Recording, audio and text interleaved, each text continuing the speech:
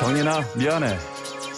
부모로부터 학대를 받다 끝내 세상을 떠난 16개월 짧은 생을 살다간 정인에 대한 애도의 물결이 이어지고 있습니다. 정치권에서는 이른바 정인이 방지법 발의가 한창인데요. 관련 소식 국민의힘 황보승희 의원 연결해서 자세히 알아보겠습니다. 황보 의원님 안녕하십니까? 네, 안녕하십니까? 네, 며칠 전에 이제 TV 프로그램에서 이 사건이 나갔는데 혹시 보셨는지요? 네, 학대의 강도가 점차 세지던 작년 8월 EBS 어느 특별한 가족에 입양 가족으로 출연을 해서 천사 엄마 아빠 코스프레를 했습니다. 당시 14개월이었던 정인이가 입은 옷은 친딸이 4개월에 입었던 옷일 만큼 영양 상태가 매우 좋지 않고 말랐다고 합니다. 이마에는 무언가 찍힌 자국과 또 어깨에는 넓게 퍼진 멍 자국이 있었다고 하는데요. 너무 끔찍해서 가슴이 먹먹하고요. 태어난 지 16개월밖에 되지 않는 정인이를 지켜주지 못했다는 죄책감에 온 국민들이 정인아 미안해하며 눈물과 탄식으로 새해를 맞고 있습니다. 어제 청년회의 명의로 정인이의 양모를 아동학대 치사죄가 아닌 살인죄로 처벌할 것을 강력히 요구했습니다. 장시간 학대에 의해서 반복적으로 또 사망의 결과 발생 가능성을 종합해보면 아이가 사망에 이를 수 있다고 충분히 예측할 수 있었던 것으로 보이기 때문에 미필적 고의에 의한 살인죄를 적용해야 된다는 것이고요. 양모뿐만 아니라 양부도 책임이 있다고 생각합니다. 그리고 3차례나 아동학대 신고가 되었음에도 불구하고 부실하게 대응한 양천경찰서나 또 아동학대 방지책을 제대로 마련하지 못한 우리들에게도 책임이 있다고 보고요. 제2, 제3의 정인이가 발생하지 않도록 그 방지책을 2월 국회에서 입법을 통해서 통과를 시켜야 할 것 같습니다. 이 법안들 이제 이름이 이른바 아동학대 방지 사법 또는 이른바 16개월 정인이법 이렇게 얘기를 하는데요. 구체적인 몇 가지 뼈대 중에서 저희가 더 이게 중요한 부분이다. 이렇게 말씀하시는 부분이 있습니까? 또? 네, 저희가 아동학대 범죄 처벌 등에 관한 특례법 일부 개정 법률안을 이제 발의를 했는데요. 첫 번째가 피해 아동과 또 신고자, 목격자, 증인들이 자유롭게 진술할 수 있어야 되기 때문에 그분들에 대한 그 신변 안전 조치 규정을 마련했고요. 또 경찰과 아동학대 전담 공무원이 아동학대가 발생한 주거지 등 현장에 진입할 수 있도록 하는 것. 그리고 아동복지법 일부 개정 법률안으로 아동을 건강검진할 때 아동학대 여부를 확인할 수 있는 지표를 추가하도록 하고요. 건강검진을 받지 않는 아동이 있을 경우에 지자체가 의무적으로 아동학대 여부를 확인할 수 있도록 또 건강검진을 하도록 할 수 있는 법안. 그리고 학대 피해 아동이 발생하면 상담이나 교육 심리 치료를 받아야 하지 않겠습니까? 이 경우에 학대 가해자가 그 비용을 부담하도록 하는 법안을 발의했습니다. 그리고 아동학대 관련 교육이 실질적으로 이루어져야 하는데 저희가 지금 현재 실태를 보니까 예방 및 신고 의무자 교육이 집합교육과 온라인 교육으로 이루어지고 있습니다. 그런데 단순한 영상 시청과 결과표 제출에 그쳐서 그 실효성이 없다는 지적이 있고요. 현장에서 이루어지는 방문 교육 같은 경우는 적금을 판매하거나 보험 판매 수단으로 전락했다는 비판도 있습니다.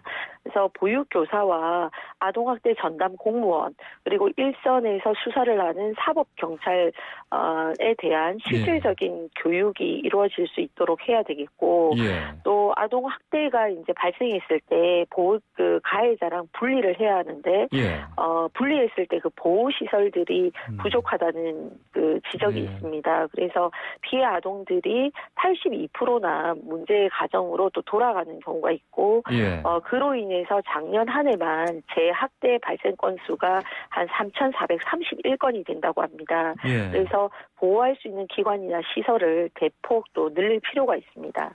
이게 전체적으로 봤을 때 우리가 이 아동학대를 막기 위한 인프라 자체가 기본적으로 부족해서 이런 일들이 또 일어날 수 있다. 이런 판단 때문에 이런 법안을 발의하신 거죠? 그렇죠?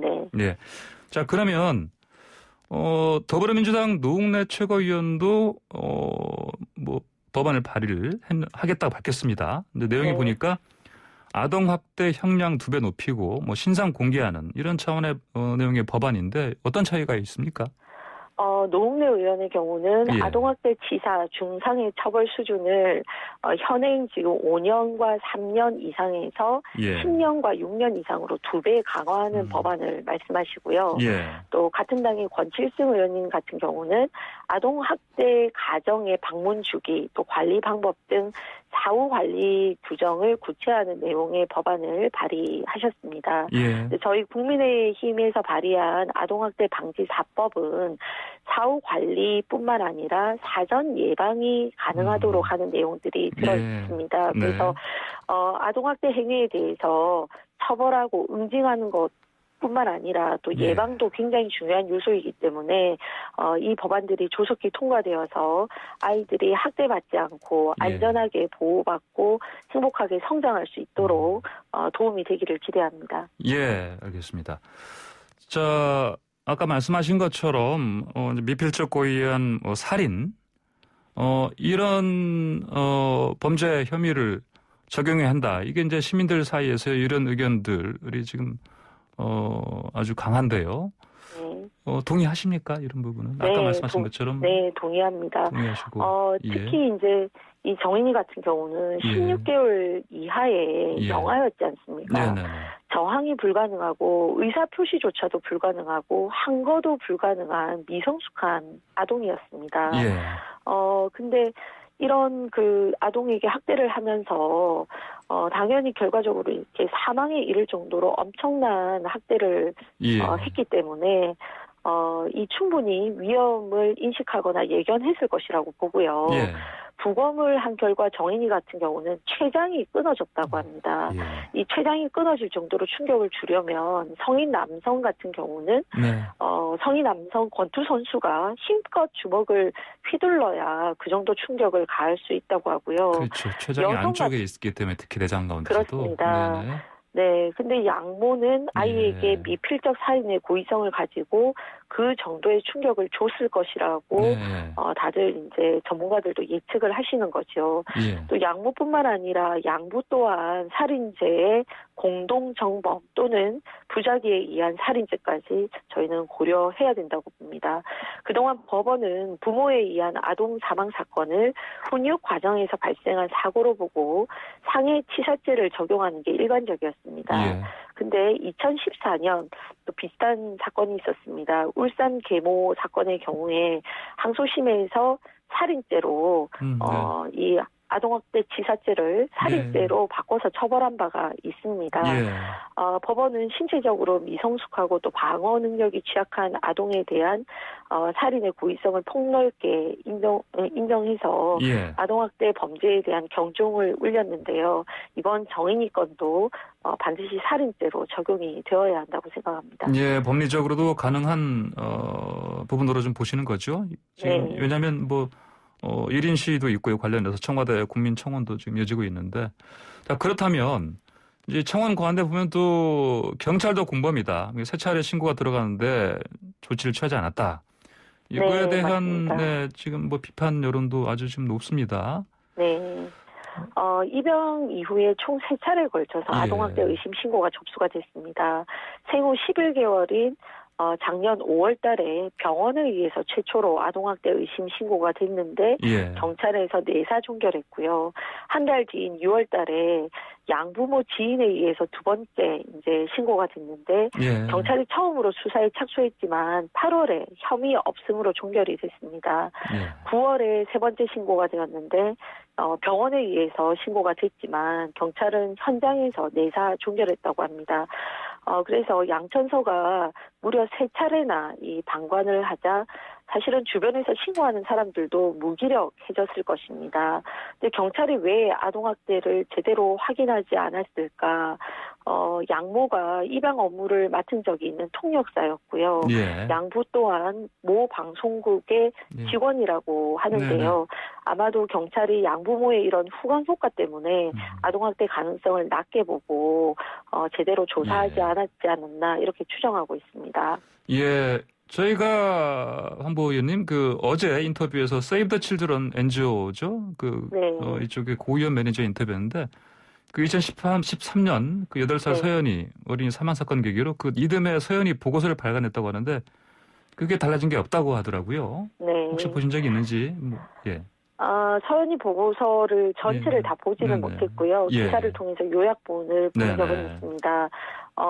이 보고서를 보면 아동학대를 처리하는 사회적 무관심 그리고 제도적 미비에 대한 지적이 많이 돼 있습니다. 예.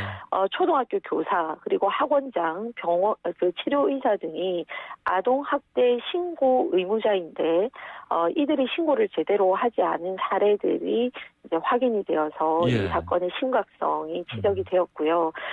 사후관리기관 개입 강제 조치가 필요하다는 내용이 있는데 아동학대 신고가 접수가 되면 가해자와 피해자가 다른 지역으로 이사할 경우에도 최초 접수기관과 이사한 지역의 신고기관이 긴밀히 협의하는 공조체계를 구축해야 된다는 내용이 있습니다. 왜냐하면 이 서연 양 같은 경우에는 당초에 포항에 살다가 이게 아동학대가 계속 이제 발생한 이후에 인천으로 또 울주로 이렇게 이사를 해서 살다 보니까 제대로 또 이 관리가 안 된 사례로 지적이 되고 있습니다.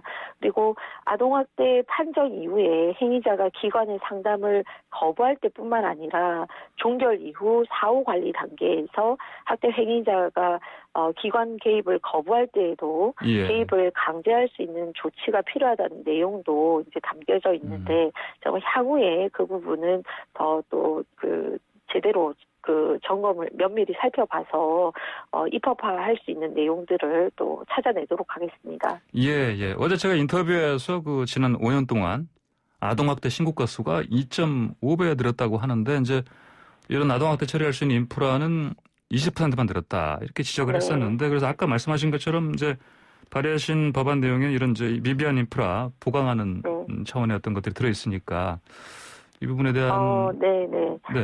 정인 사건 때문인지는 모르겠지만 이제 보건복지부에서 학대 피해 아동 쉼터를 기존 71개소에서 81개소로 확대하기 위한 예산을 작년에 편성을 했습니다. 아동학대 건수가 늘어난 만큼 이것을 처리할 수 있는 인력이나 예산 또 시설이 반드시 늘어야 되고요. 이 기회에 정부가 수요를 보다 더 면밀히 검토해서 향후에 예산으로 반영이 되어야 되겠다는 생각이 들고 사후 약방문식이 아니라 선도적인 자세로 이번 기회에 아동학대 외에도 노인학대 등 사회적 약자들에 대한 이런 학대 전반적인 인프라 점검이 필요하다고 생각합니다. 알겠습니다. 자, 다른 주제도 하나 좀 여쭤보겠습니다. 이제 고 박원순 서울시장 측의 성추행 피소 사실을 알렸다라고 이제 보도가 나왔던 남인순 더불어민주당 의원에 대해서 황보성희 의원을 비롯해서 여러 초선 의원들이 피해자에게 사과하고 의원직 사퇴하라 이렇게 요구하신 거죠? 네. 답변을 좀 들으셨습니까? 아니요. 답변은 직접 들은 건 아니고요. 지난 10월 30일 검찰의 수사 결과 남인순 의원이 여성단체로부터 박원순 전 시장이 피소 사실을 듣고 이를 서울시 측에 알린 장본인이다라고 밝혔습니다. 일주일 가까이 침묵하다가 이제 남인순 의원께서 어제 입장을 밝히셨는데 피소 사실을 사전에 알지 못했고 유출한 바 없다면서 검찰의 수사 결과를 정면으로 이제 반박했습니다. 남 의원은 박 전 시장 측에 알린 내용이 피소 사실이 아니라 피소 예정 사실이었다 이렇게 말씀을 하시는데 여성운동가 출신으로서 어떻게 보면 이것이 말장난 같은 변명이다라고 생각하기 때문에 매우 유감스럽고요. 피해자에게 깊은 고통에 공감하면서 위로를 드리고 일상이 회복되기를 바란다라고 발표하셨는데 일주일이나 지나서 사과한 것에 대해서도 진정성이 있는지 의문이다 이런 말씀을 드리겠습니다.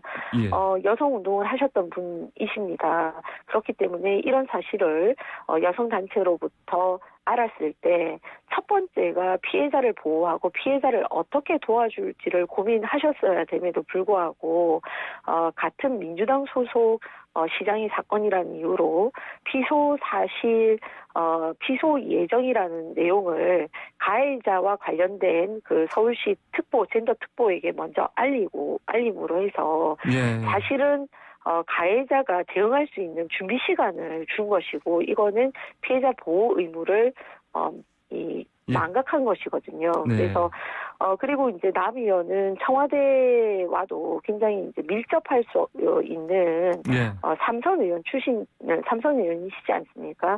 2010년 문재인 대통령과 함께 혁신과 통합도 공동 대표를 맡으셨고요. 당내에서도 굉장히 이제 입지가 있는 의원님이시기 때문에 이 사실을 알고 서울시뿐만 아니라 청와대에도 박 전 시장의 피소 예정 사실을 알리고 또 향후 대책에 대해서 논의했을 거라고 저희는 봅니다. 남인순 의원이 이 부분 관련해서 청와대까지 보고를 했을 거다 이렇게 추정하신다는 말씀이죠? 그랬을 개연성이 저는 충분하다고 보죠. 그래서 그런 부분에 대해서도 밝히실 필요가 있다라고 요구를 했고요. 그리고 민주당 여성 의원들께서 단톡방에서 피해 호소인으로 부르자, 또 가해자를 가해 지목인으로 부르자. 여태까지 이런 그 성비 사건에서 듣도 보도 못한 용어들을 이렇게 이용을 하셨는데 이 같은 당 같은 편의 범죄 사실에 대해서는 너무나 이렇게 호의적으로 대응하신 거 아닌가라는 지적을 하면서 남 의원님이나 좀 민주당 여성 의원들이 아직까지도 피해자를 피해 호소인으로 보는지 답변을 듣고 싶습니다. 예, 알겠습니다. 황보 의원님 오늘 말씀 여기까지 듣겠습니다. 감사합니다. 네, 고맙습니다. 예, 지금까지 국민의힘 황보성 의원이었습니다.